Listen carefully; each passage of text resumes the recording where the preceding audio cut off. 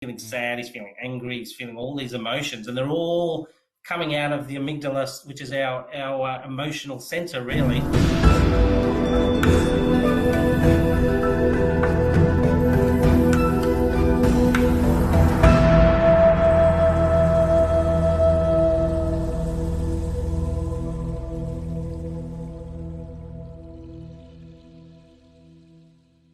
Yeah, I really like the way that you outline things. I can see how, like just putting it, using those analogies around exercise and things like that. I could see how that would work really well in that kind of prison setting, or and particularly like, I mean, obviously all of these mental health and potential fallout sort of situations apply to both men and women, and kids and adults, but. It's safe to say that guys have stereotypically not been the best at talking about their feelings, and they are also often more focused when it comes to strength training and things like that. So to be able to talk to someone about, hey, your brain is a muscle too, and you can actually rewire and change pathways within your mind so that you don't have to be going down the same patterns all the time. Absolutely. It is really awesome. Now, here's something that we didn't touch on last time, but it's something that I'm interested in, because when I first heard about neuro-linguistic programming, or NLP as it's sometimes shortened to, I had only come across it from a sales perspective, and even watched a few things like with these kind of master manipulators who kind of could get people. You probably know the name of the guy. I can't think of. There's some guy, I think he's an English guy, and he can kind of go, oh, can you help me with this map for a second? And he gets people doing these ridiculous things, like it's like that, thing where there's the people dancing or something, and then the gorilla wanders through the shot and you don't see it.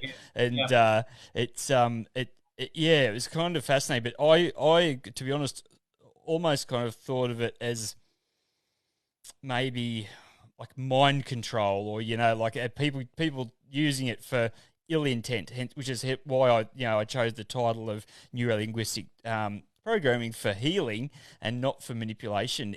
Have you found that there is, if you do actually talk about it, that sometimes people have that misinterpretation? And what's the crossover between the two? Look, I think again, it's another tool that focuses on certain ways our brain works. So when we associate something, they call it anchoring. So if we have a bad experience, for example, and we associate something else with that at the time, you can quickly create shortcuts for how you feel about that situation, and those things will come flooding back. And so you kind of build a loop of how your thinking works around that. It's no different to any other patterns that we have when you think of, like, if I focus on someone in a PTSD perspective, they had a bad experience, and that bad experience, like, let's say, I'll use a real example of a police officer who had a gun pointed at his head, and so I was dealing with him. It's had clearly a bad event. Now, that event was over. He didn't get killed or anything, but he didn't actually get physically injured. But he was a different guy from that moment. Traumatized. So that that physical real event is now a psychological event in his head, right? So his brain has anchored that event, and he's now starting to focus only on that. It's like he couldn't focus on anything else. He would start to think about things that could have happened to him, how his kids wouldn't have a father. He also then started to, and then it would actually take him down another path where he was starting to question himself as a bloke. He used to be a physically strong police officer, comfortable in his own skin, never had a bad upbringing or anything like that. And now he's had this event, and it's just changed the course of his life. Then he starts to experience shame for having felt like this, like you said, the blokes, I'm the bravado guy, and I'm the toughie, and I've been the cop, and I've arrested blokes and taken them down and all this stuff, and now I'm a sobbing, crying mess, and I don't know what to do. So, the anchoring piece sticks with you. And so when these guys, you talk about the manipulation, look, some people are more susceptible to it. Like, you have to kind of, I don't think they can kind of do it to every person. They probably target certain people. It's like when they do hypnotist guys who get people, clucking like a chicken on the stage and stuff. People can be brought into that state. And there's definitely some people who are brilliant at it. I certainly don't use it that much in terms of manipulating people. But to your It's point, good. You're not there's going to have definitely me doing a lizard dance later on or something like in the middle no, of no, this I'll have you show. on TikTok. Yeah, that's right. Doing the Kylie Minogue locomotion or something. Yeah. But yeah, essentially, there's a lot of tools that can help break patterns, and this is one of those. NLP can be used to break patterns of behavior and put better ones in there. So what it's ultimately designed, if you look back, it's about getting people, and it's a lot to do with the language that you use. And so one of the things I do a lot is about having people have a conversation in their heads, but a deliberate one. So when I'm dealing with people with PTSD, for example, it's about going, okay, here's the event. So this particular police officer I did this with was, so there's a couple of different techniques. One, you want to try and break that pattern first. So when he's having the thought, which is a memory now, it's not the real thing, his neurons fire together. And every time they fire together, what fires together wires together. And that creates a shortcut in terms of how he thinks and how automatic it becomes for him. Right. So part of what you want to do there is, because it's taking him to what I call a red brain space, which is the amygdala fight or flight kind of feeling. So he's feeling sad, he's feeling angry, he's feeling all these emotions, and they're all coming out of the amygdala, which is our emotional center, really. Emotions aren't bad, but if you get stuck there, it can be obviously a problem. So with him, it was about a few little techniques to kind of change his whole wiring and firing together. So let's just say there's 100 neurons. I know there's way more, but just for illustration purposes, 100 neurons wire and fire together as he thinks about this event, and it makes him feel a certain way, sad, angry, all that. So for me to want to change that, I've got to change the wiring and firing in some way. I either got to replace it with something else, or I've got to at least have him break this pattern, preferably both. So what I do as part of my technique in talking to him is just get him to do a thoughts diary and say, every time that event pops in your head, I just want you to write it down. So the reason I do that is he's got to do analysis work to actually at least think about his thoughts.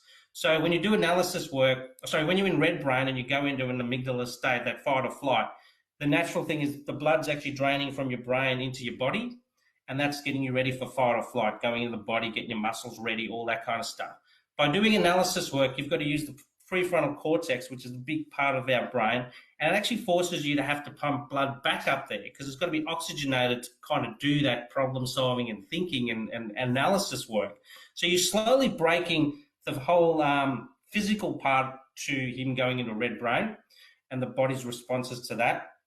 And at the same time, you're making him think about something else. So let's say that 100 was happening before that we did this, but now that he starts doing the analysis work and he starts writing it in a little diary, and it's forcing that, it might be only 80 neurons wiring and firing together. He starts down the process, but now he's interrupted it, hasn't gone all the way like it was before, and it's slowly changing, and now he's thinking about something else. Whereas normally he would think about it, all 100 would go together, and he'd keep going down the path that he was and have that recurring kind of process. And then he beats himself up because he's not feeling great. He's hating how angry he is. He's hating how sad he is. He's crying and all that stuff. So this is about slowly interrupting it. And what you could see when you look at the diary, I used to get him to do it for like a week, you see actually less and less of that actually go in the diary. And then the next part is to say, okay, we're going to go to another level, still do the diary, but now I want you to do all your thoughts, and I want you to actually put whether it's positive, negative, what you were thinking at the time. So again, it's additional analysis work, but it also adds another activity, if you like, for him to do. Then on top of that, we kind of get into a situation where we start to say, okay, let's play around with this whole memory of what you've got. So we're trying to change what his anchoring to that event was and go, pretend you're a director in a movie. This is your movie. This is your brain. This is you bringing the memory into your own head now, and This is what we can do with it, right?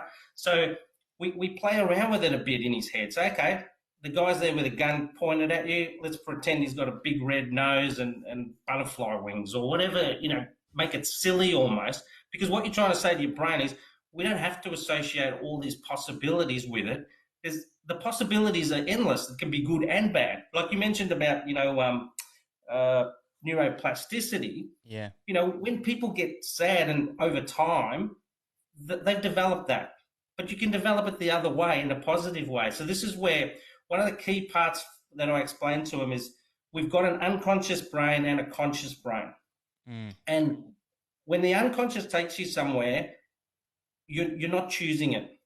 Or sorry, you can choose it, but you're actually allowing it just to take you somewhere. Dr. Joe Dispenza in his book, You Are the Placebo, describes it as being on a wild horse.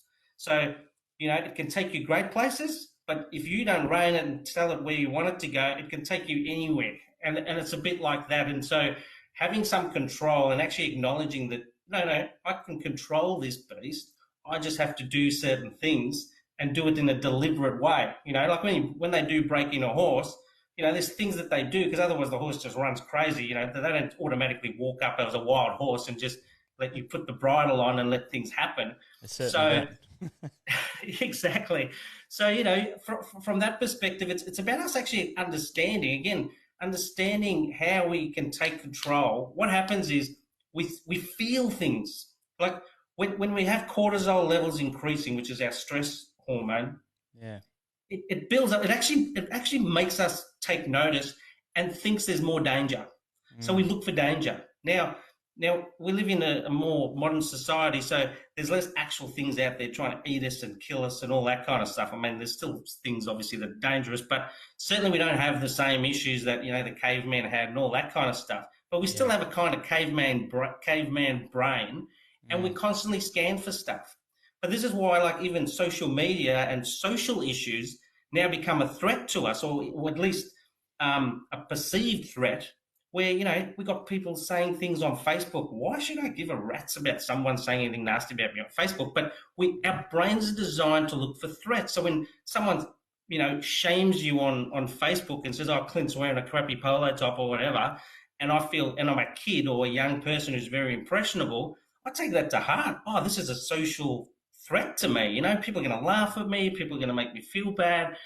I'm feeling bad already, and then then things go down a really, really bad path. But again, understanding how that brain works and how those cortisol levels, like if you go, oh, what's supposed to happen in the wild? All animals have cortisol, so it's designed to go, something's not right. What am I looking for? So we look for stuff, but we'll find stuff. That's the problem if we kind of just let it do it for us, because it'll find something. I don't feel right, so I'm going to look for something, and then we will find stuff that bother us long term, and then we can kind of build it into bigger things. We've got great imaginations, right? So someone who's, for example, who's highly anxious, over time they've developed that undercurrent of worrying. I'm fearful about stuff all the time. So their cortisol levels tells them something. Now they're looking for it. So, my mother-in-law is a good example of this, where many years ago, she's a lot better now, but many years ago, my wife was late for work. This is before mobile phones time. And not late for work, late coming home, and there was an accident on the road. Her natural instinct was to automatically go, it's Cindy. It is. It has to be. Right. She's ringing the cops, want to know what kind of car it was involved in the accident. And we're like, everyone else is getting angry with her because she was fully, like, highly anxious about this, and when worst case scenario straight away, like, there's thousands of white cars out there, obviously, and it didn't end up being my wife, but just to illustrate the point, she just massive threat, worried about it until she came home, could not be calmed down. Like, this is out of it. Early 20s, and lots of people develop these things because of things that have happened to them, and they don't understand how you don't have to be there. You can change how you perceive all events. You can change a lot of things, and so being deliberate and using our actual conscious brain is so important. That when I read stuff on, autobiographies, I call them positive deviants. There's lots of people that have had crap happen to them over the years, right? Yes. And they've come out the other end super resilient.